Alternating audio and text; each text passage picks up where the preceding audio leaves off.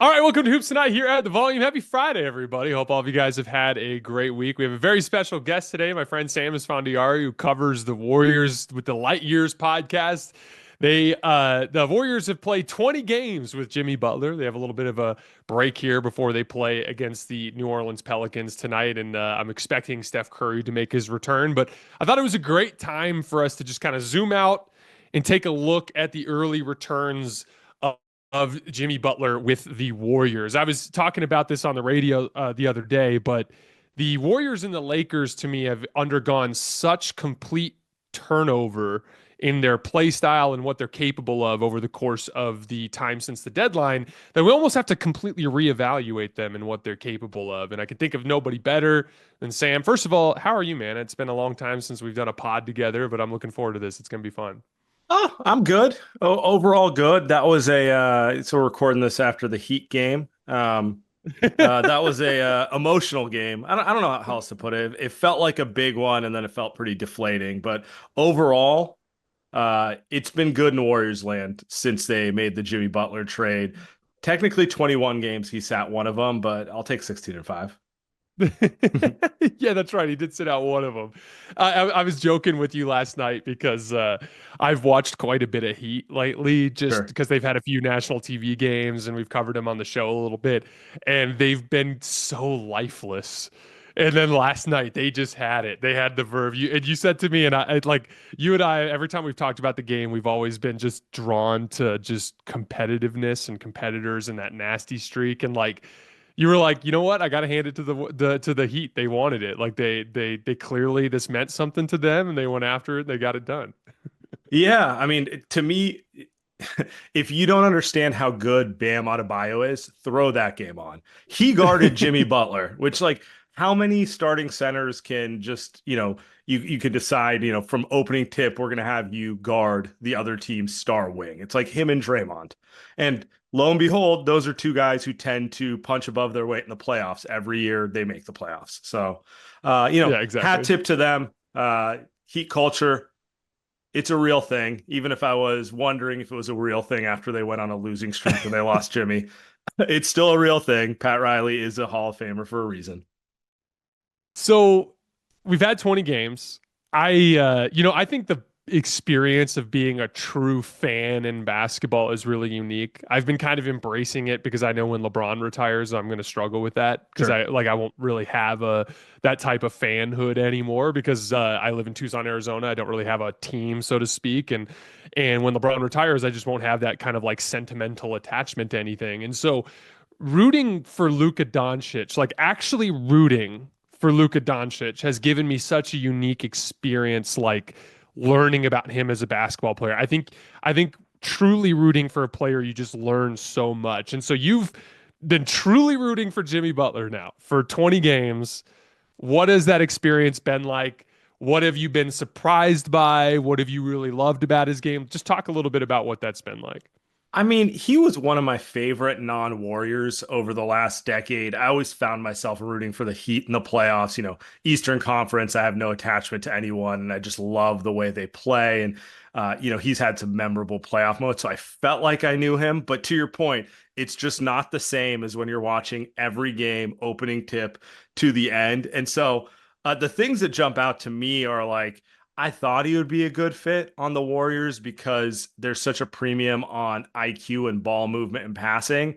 And uh, it's gone like five levels above what I thought it would be. I thought there'd also be a little friction because he's traditionally been a little bit of an ISO player, and the Warriors are traditionally not that type of team. And it's been the complete opposite. I mean, he's essentially playing like Andre Iguodala, but with the ability to get to the rim and the free throw line. So that's been surprising. Other than that, I don't know that the other aspects of it have necessarily been that surprising. We've gone through kind of the ebbs and flow of how he asserts himself.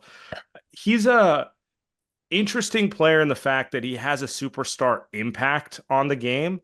Like when you look at all the advanced metrics, he always grades out as one of the 10 to 15 best players just in terms of impacting winning.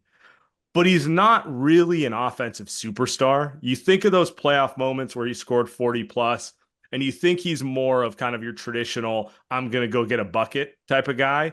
And that's been the thing that watching him more, it's like, yeah, there'll be moments he does it, but that's really not his game at all. So I guess that's kind of been the other surprising thing. Yeah, it's fascinating because I think you could make the case that the Warriors are best equipped to pull superstar level winning impact out of Jimmy Butler in this phase of his career.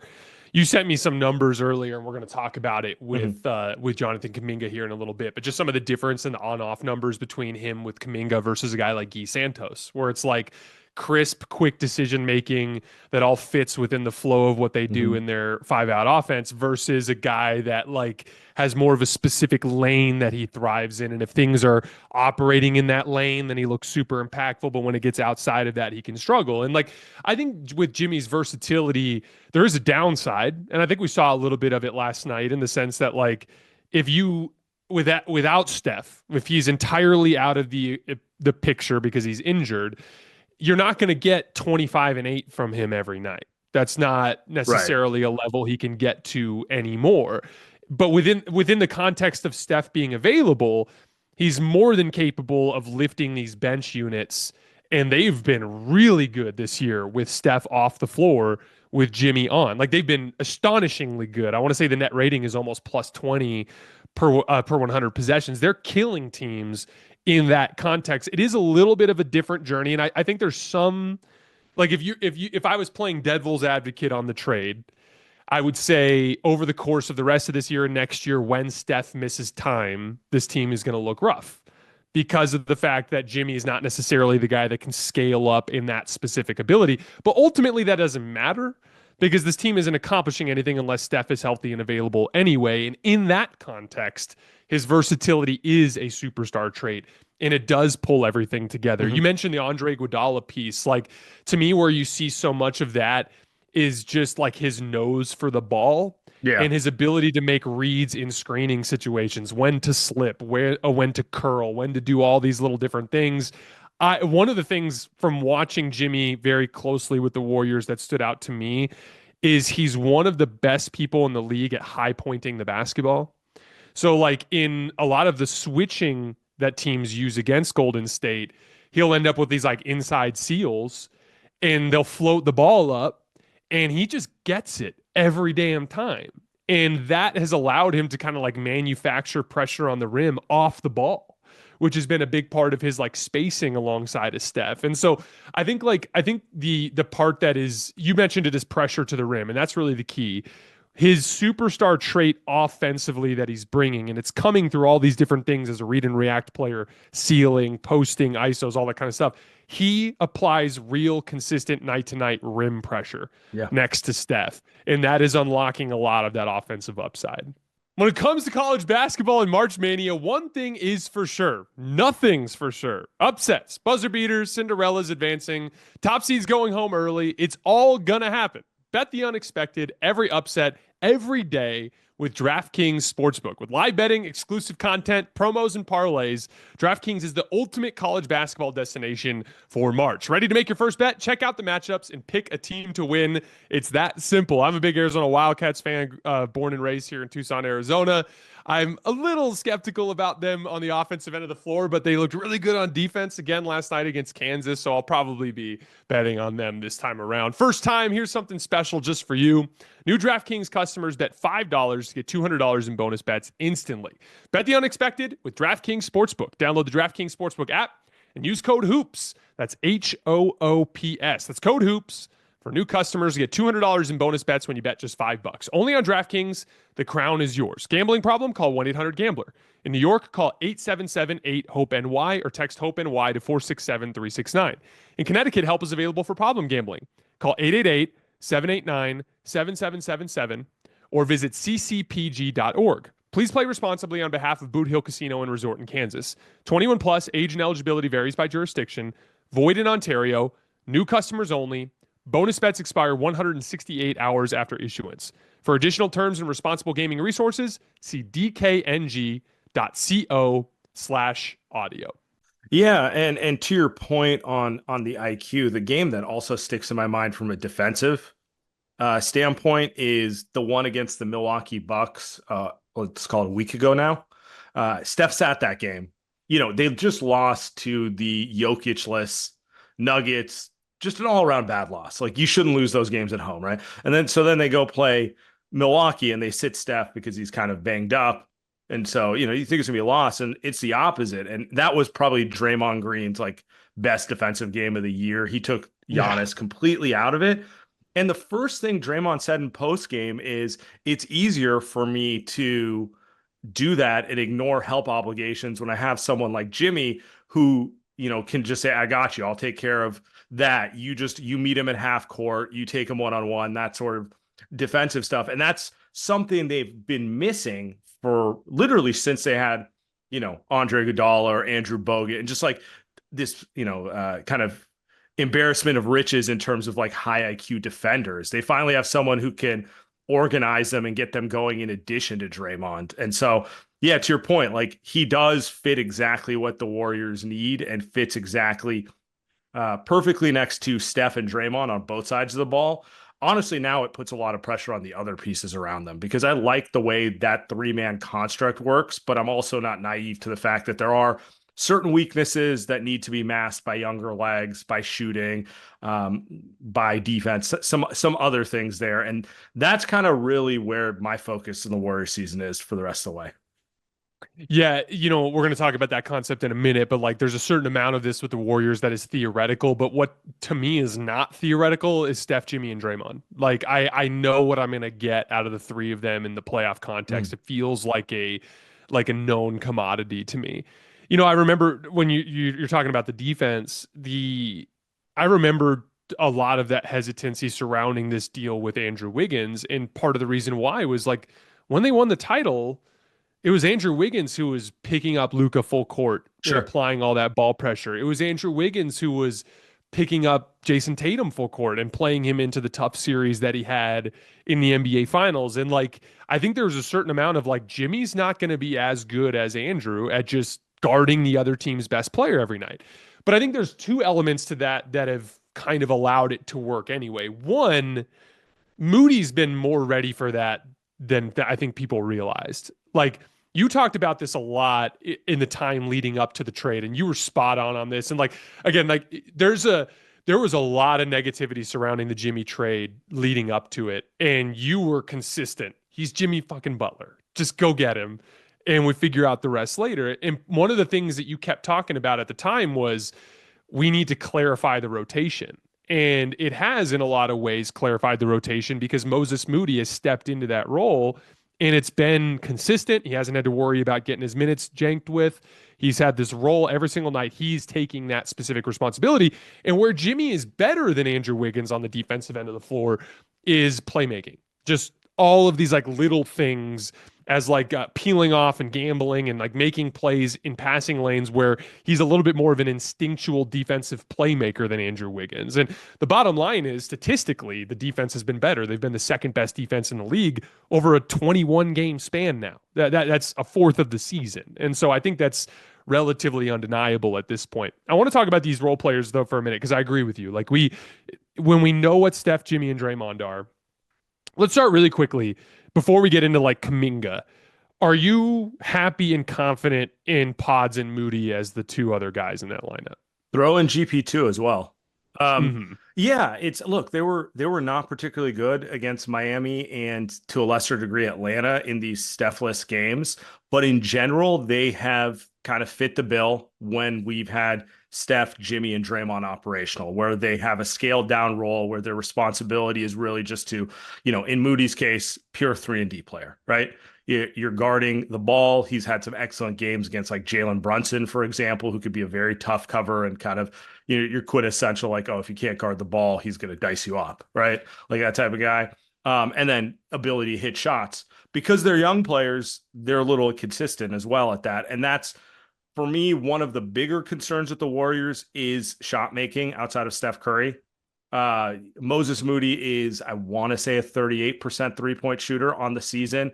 The shot looks pretty. It looks like it's going in every time, but end of the day, he's not Klay Thompson. So, Yeah. and very few players are, to be fair. But it's like, it is very much the young player thing where it's 4 for 6 one night, 0 for 6 the next night. And that type of stuff in the playoffs could be really scary, particularly with how much the 3-point shot is, important in a playoff context. And let's be honest, like how little shooting from the outside they're going to get from Draymond and Jimmy. I know Draymond's been a better 3-point shooter the last year and a half, but he's probably not going to hit 5 threes in a game. He's probably not going to take 10 threes. Most of his threes are kind of, end of shot clock, bailout possession type of threes. So there's a lot of pressure on Moses Moody to fill.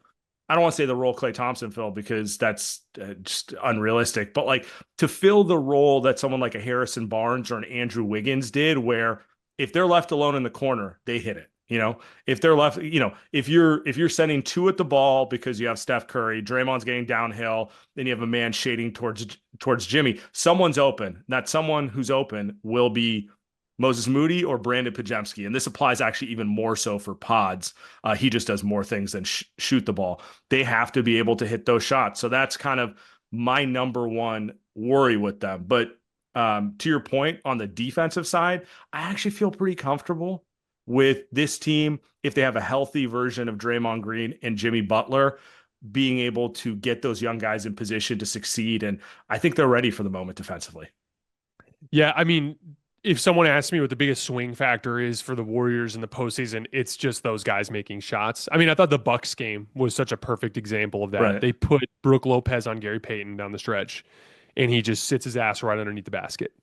And they're gapping off of Pods, and the two of them, Pods on the right wing and Gary on the left wing, get 2 just completely uncontested threes in crunch time. Mm-hmm. They make them both, and it ends up being a big part of how they win. And like, there's a certain amount of, like, to your point, like, even though Andre Iguodala never had the reputation of being like this knockdown shooter, it always felt like he made the big ones that he needed to make. If it's a big game, it was going in. Yeah. Yeah, dude.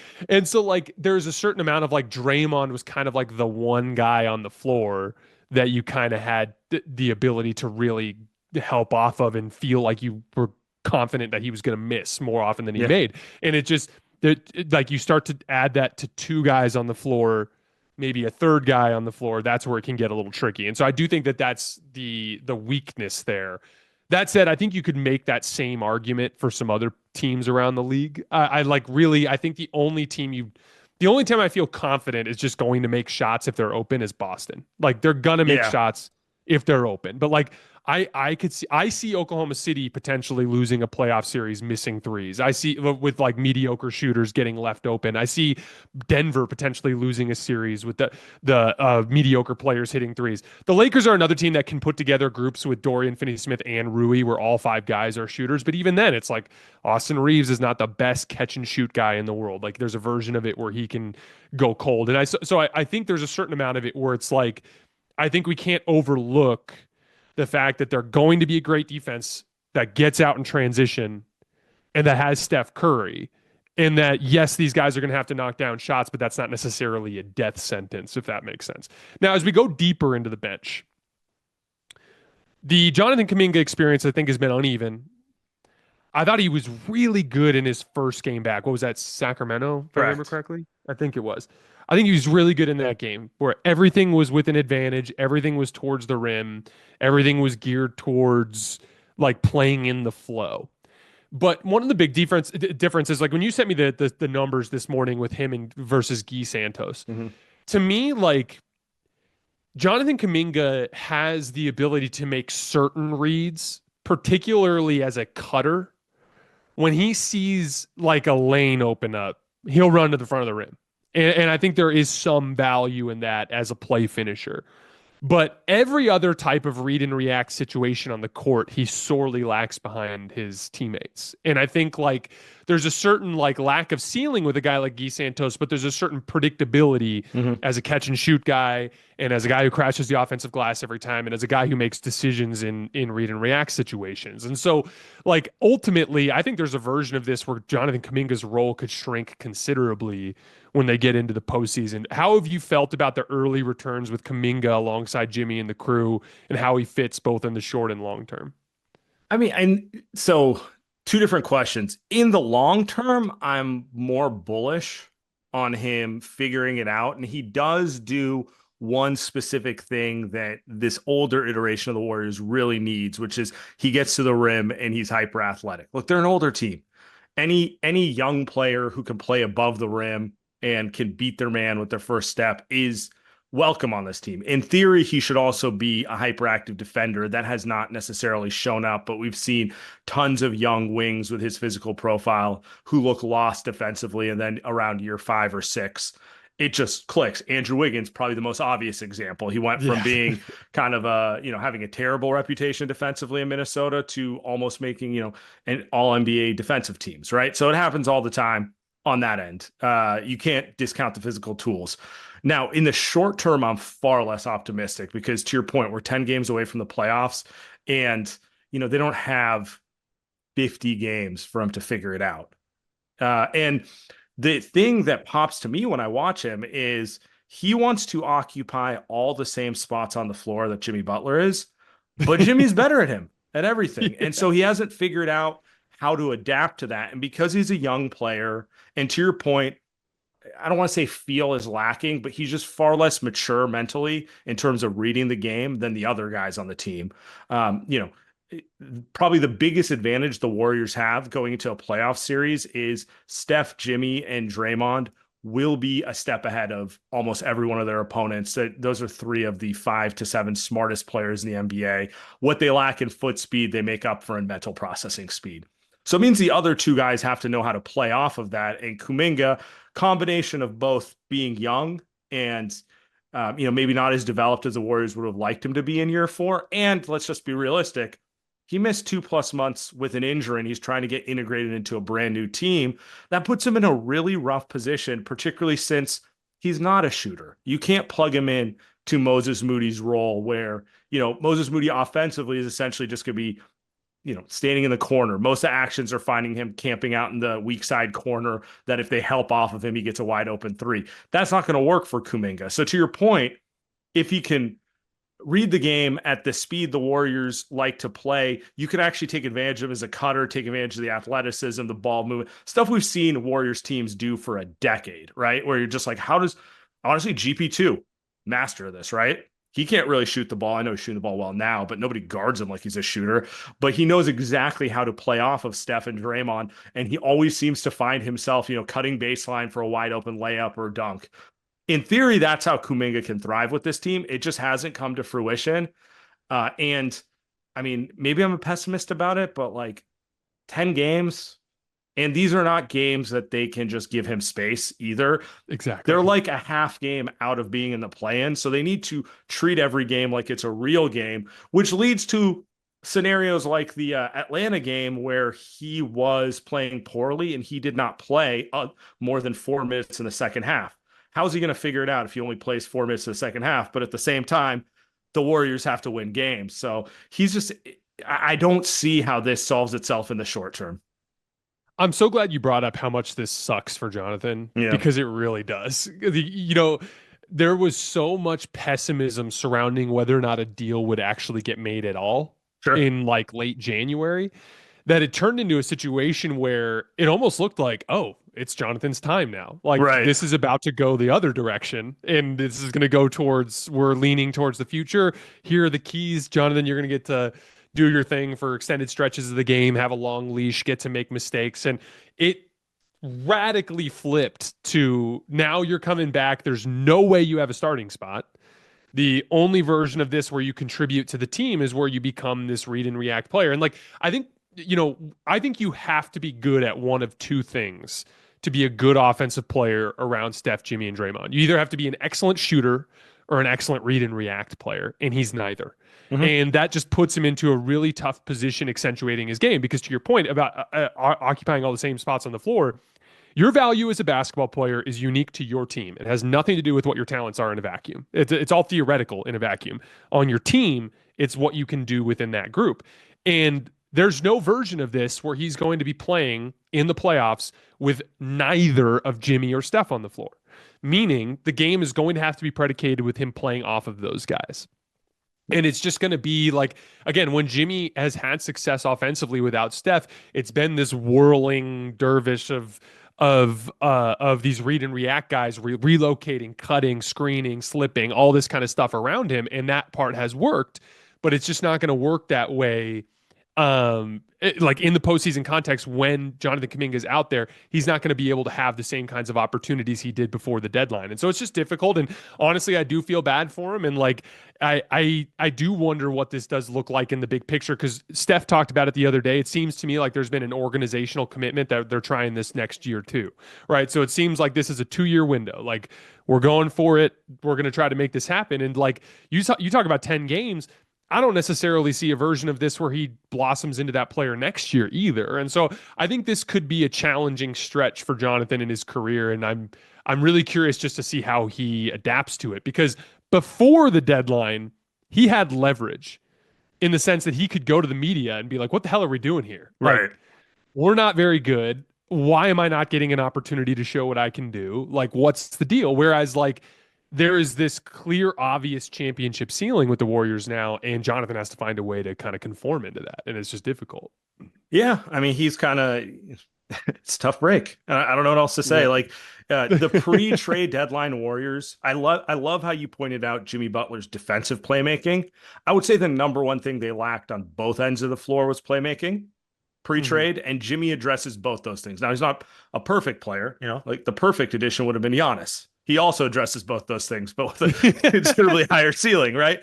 So, but he, now that he takes care of your wing playmaker, a guy who you can run a pick and roll for, an ISO, operate out of the post, those were all the best places that Kuminga was starting to find success. I don't even say he's found total successor. That's what he was starting to develop. And he's not equipped at this point to be Harrison Barnes or Andrew Wiggins, who they need. Like in a perfect world, if he was ready to be the 2015 Harrison Barnes, who could hit open shots and knew how to play off of Steph, Iguodala, Draymond, Clay, or Andrew Wiggins, who's proven he could do that, and in many ways that is his ideal role, I think he would be starting games, and I know he would be closing games as that third front court player.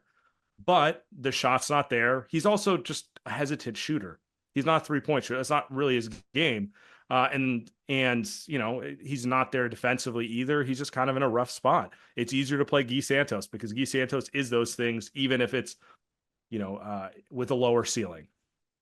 The hesitance is almost like worse than the actual not making of the shot, because like defenses prey on that with short closeouts, and they just bait on the fact that we don't even think you're going to take it, like let alone knock it down. But I mean, I talked earlier about like the runways that he operates on, like these gaps that appear around the rim where he'll just jet to the front of the rim. And the truth of the matter is as the defenses get better, those runways just don't appear very often.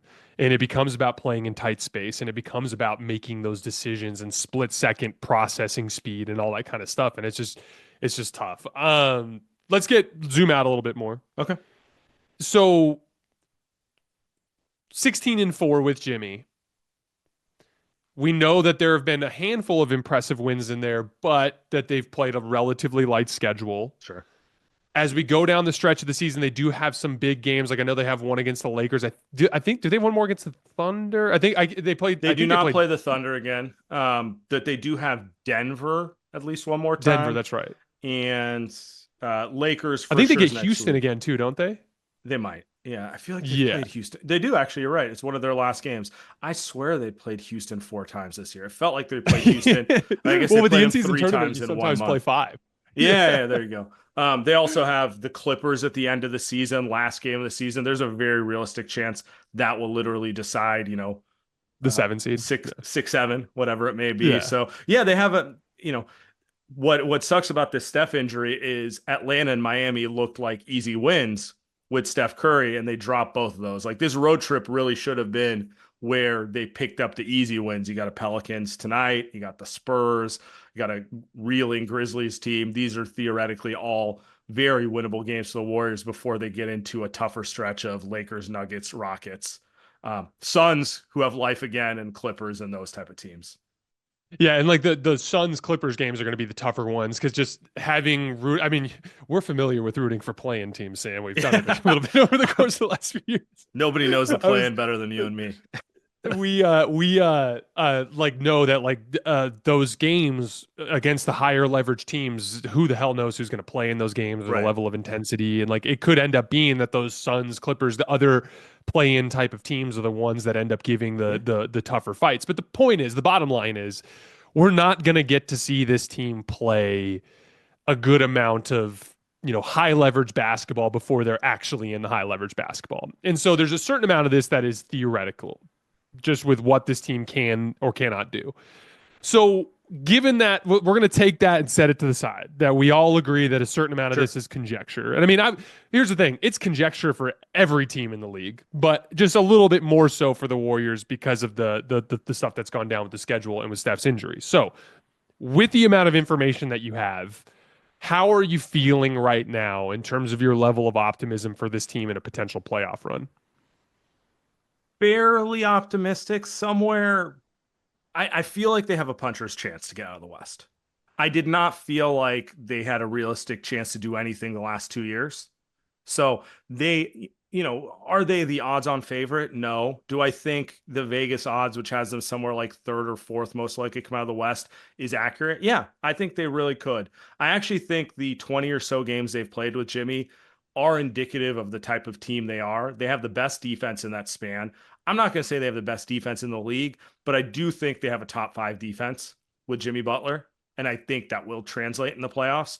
And they've been the 9th best offense. I would actually say that's probably even a little on the high side. I think they're somewhere around the 10th to 12th best offense in the league. And so that's the kind of team you're talking about here. I think they can defend, they can keep themselves in most every matchup in the playoffs. And it really comes down to, do they get enough shot making around Steph Curry? They get a bunch of open threes for Moses Moody, for Brandin Podziemski, for Gary Payton II, who looks reborn, by the way, just overall as a player. He looks like he did during the title run, both defensively and offensively. For Kuminga, he's going to get, if the shot comes around in the next month, like, they will give him wide open shots because of the way that they guard the Warriors.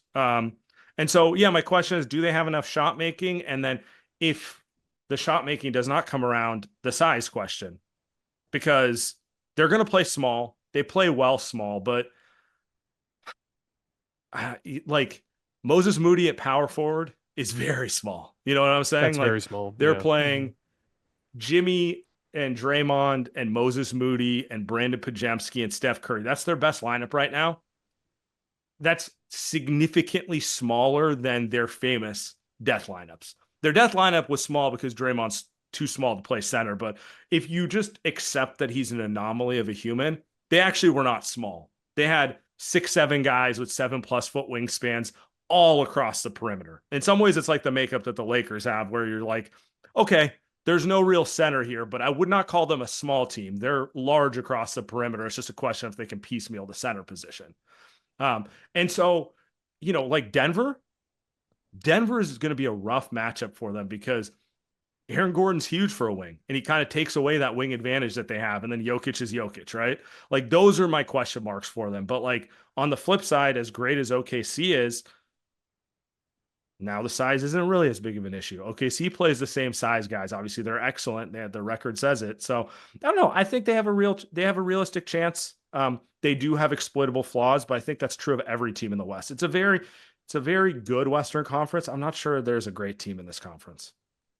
Yeah, or they're all great teams. That's Yeah. the like relative. Like, that's the other thing too. Is like, I was looking at it too. Like Oklahoma City might get Minnesota in the first round. What a shit end of the stick for going 60-12 to start the season. I was Right. like, Yeah. like such a huge pain in the ass.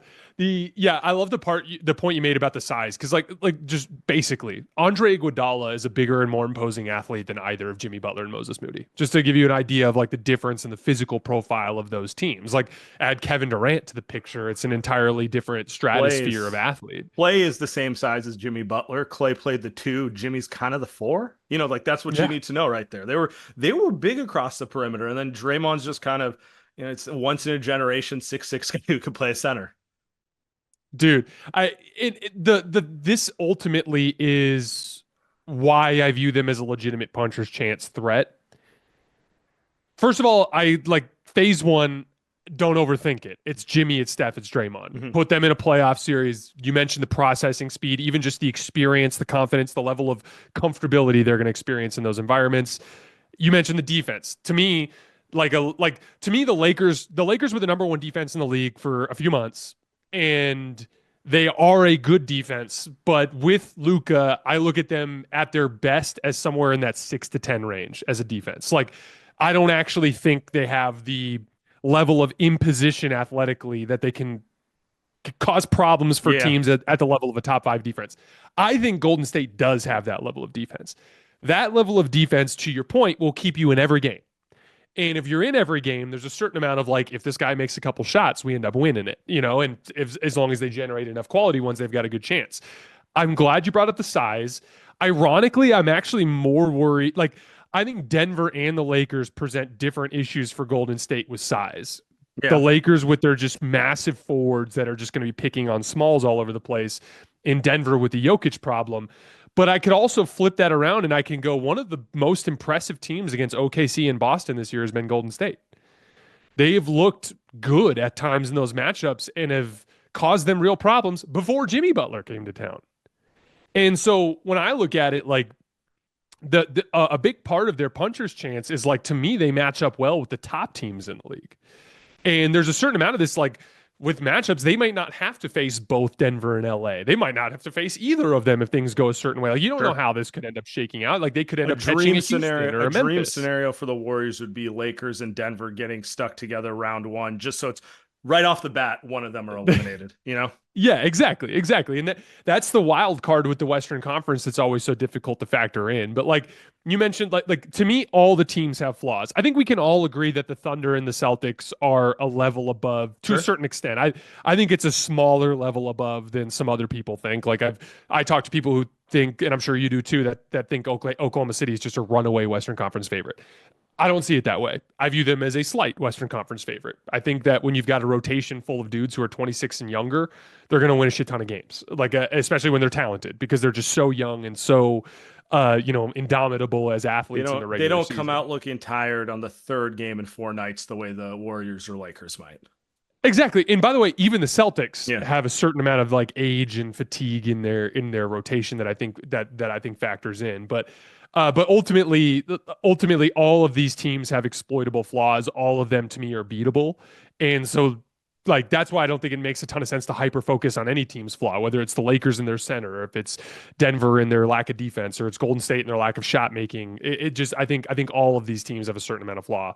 So, okay, we have a couple more minutes. Really quickly, what does this summer look like? Let's just say, because I think there's a version of this where they get their ass kicked in the first round where it could Sure. be a little bit more complicated. But let's say that they make a run to at least the second or third round and they put up a really good fight and they end up losing. What does this summer look like for the Warriors, in your opinion?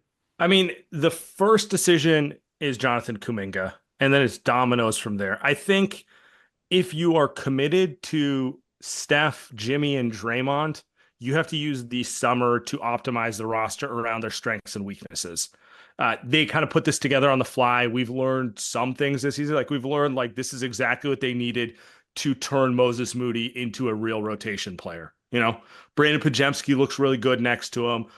He's probably back next year. Kuminga, I could see them coming away from the playoffs being like, he started figuring it out towards the end of it, and we really need his legs because Jimmy's going to miss 20 games, Steph's going to miss 20 games. Yep. And it's just going to be nice to have someone who can carry the load in November, December, or those times. I could also see them being like, you know what? It's not happening. Let's see what sign and trade possibilities are out there. So I think it's all on the table right now. I think if you were to talk to them off the record, they would probably say the same thing. Their best case scenario is Kuminga figures it out because it's one less complication. It's always easier to just keep someone in-house than have to go out there and try to make a deal. So I think that's the first thing they have to figure out. From there, it's scaling the market for players who are probably under 30 because you have an older core. Looking for more shot making, looking for more front court shot making. Specifically, Quentin Post has been an amazing find for them. I don't know how much he's going to play in the playoffs just because young big who doesn't really profile as a defender anyway. Yeah. Hard to play those guys in the playoff. Finding another piece like that, I think that's where they go. There is also the, you know, insane scenario where a supermax player becomes available and they trade Jimmy because now they have the contract to match it. I do not think that'll happen, but I do think they would do it if they could get Giannis. So Yeah. just Yeah. Giannis is the wild card that I could see him coming available this year. I'm just not betting on anything like that happening because it's so unlikely. But hey, I didn't have Luka Doncic getting moved at the dead of night on February 1st happening either. So I cannot rule anything out anymore. Yeah, one of the rare examples in NBA, well, in anything where the conspiracy theories make more sense than the reality of what happened. Exactly. This is my last question for you. Mid-level exception Mhm. this summer, under the circumstances that we laid out, would you rather have a big that, let's call it a versatile big that does something really well, whether it's shoot the ball or protect the rim super well, something like that. Like, let's just take like a Miles Turner, for example. Let's say like a guy like Miles Turner was available for the MLE, which by the way, he might not be. He probably won't be. Or a shot creating, like a perimeter ball handler type. What do you think is more important? Uh, Give me a guy with positional size who can drain threes. Because I do agree with you. The Warriors have for years kind of like turned their nose up at like the sixth man bucket getter type. And I think on the net aggregate, they're right. Those guys tend to be overvalued and overpaid. But games where Steph doesn't play, you're like, man, it'd be really nice to have like a Lou Williams or someone like that, that type of player, right? Yeah. I do think it's more realistic for them to find like a Shake Milton or someone like that on a veteran minimum than an MLE. Whereas MLE, I'm shooting for someone who's in my 8-man playoff rotation, not someone who's point. spelling Steph's leg so he plays 65 games a year. In a perfect world, you get both. But yeah. I think the way you laid it out is perfect. I think ultimately, if you're spending, $12 million on a player, it needs to be someone that's in your playoff rotation. Like Melton was Sam, this was amazing. Was a perfect example. I was going to say like D'Anthony Melton was a perfect example of that because great defender and he can hit open shots, but didn't happen or it didn't go down. Dude, do you think it'd be interesting to see if he came back at some point? Because I think he was a really good fit during the short bit that we got to see him. Sam, this is all we have time for today. I sincerely appreciate you joining us. It's been awesome to hear your close perspective on the team. Will you just shout out Light Years, tell everybody where they can find your stuff? Yeah, pretty simple. Search Light Years any place you get a podcast, Apple, Spotify, YouTube, whatever it is. We are live after basically every game. Additional content outside of those post-game shows. Just check us out there and subscribe. It was good to see you, man. I'm looking forward to next time. Thank you all for supporting us and for supporting the show. I hope all of you guys have an incredible weekend, and we will see you on Monday.